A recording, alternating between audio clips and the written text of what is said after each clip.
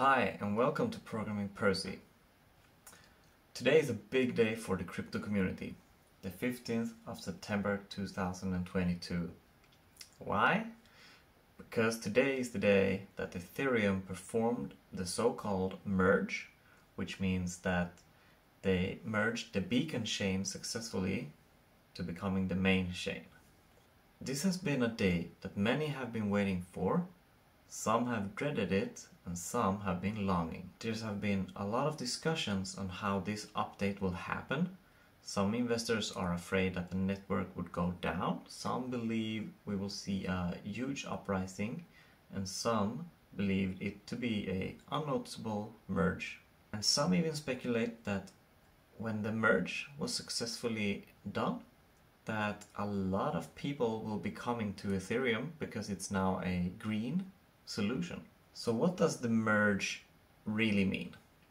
The merge means that Ethereum mainnet transitions from being proof of work into proof of stake. In very easy terms, proof of work means that a mathematical puzzle is sent to all the computers around the world that are competing for it, so-called miners. And all these miners try to solve this puzzle, and the first one to solve it gets to update the new block on the blockchain, and you are rewarded for it. This is called mining. That is a very simple explanation of proof of work. There is so much more to it. These puzzles are hard to solve, and they require a lot of computational power, and this means it will use a lot of power. And it doesn't help that in proof of work the puzzle is sent to every miner contending.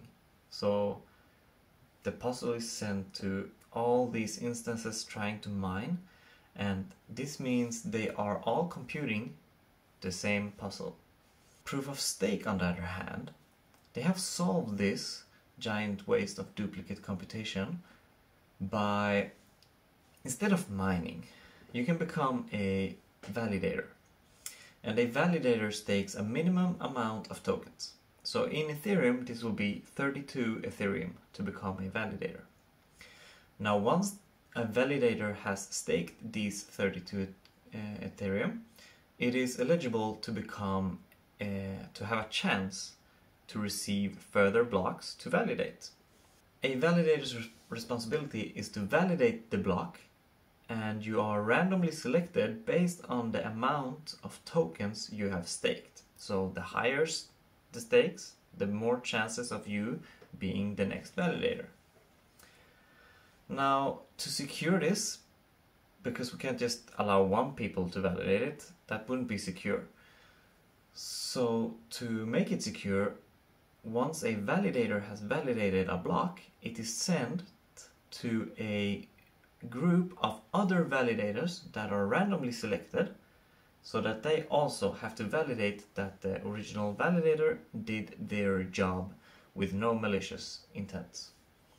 And this way, the network, instead of sending the puzzle to all these miners, it is sent to one validator that then gets to send it to a group of other randomly selected validators, and thus reducing the amount of computational power needed drastically.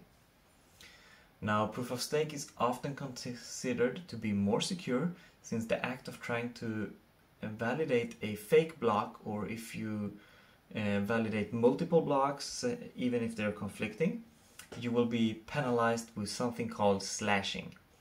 So you remember the 32 Ethereum I told you you had to stake? Well, if you are caught trying to do something bad, they will basically burn your tokens.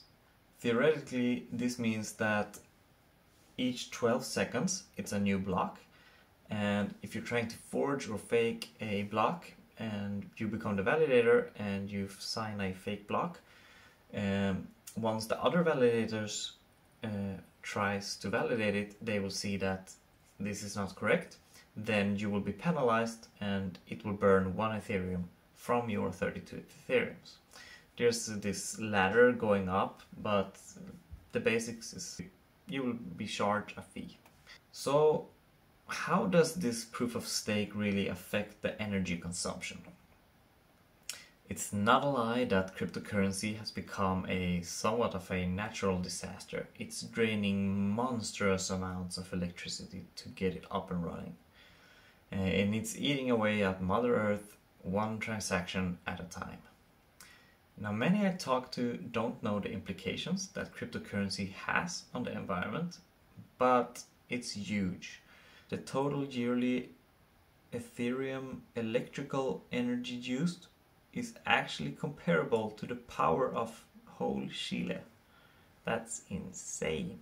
So, by changing from proof of work, where each challenge was sent to all the miners, now Ethereum will instead send one puzzle to one validator, which is solved, and that validator will send it forward to a randomly selected group of other validators that has to accept it. And once that's accepted, it will go on the blockchain. This means that the number of computational power needed will be reduced drastically, and they have estimated the reduction to be around 99.5%. So the new average electrical cost for a single transaction would be somewhere around 1 kilowatt hours instead. If you want to know more about the energy consumption of Ethereum before the merge, you can visit the digeconomist.net. It has information about the carbon footprint, the electrical energy used, but since moving and performing the merge, the reduction of the energy consumption is calculated to be 99.5%. This means that the world's total energy consumption today was reduced by 0.2%. And that's a lot. For the whole world, 1.2%. I think this is a huge update to the Ethereum blockchain and to the cryptocurrency community overall. Because as much as I love cryptocurrencies, I also love Mother Earth. So I suggest you go out there, start reading more about the merge and what it actually means, and hopefully you enjoyed listening to me rambling about the merge, and I hope to see you around.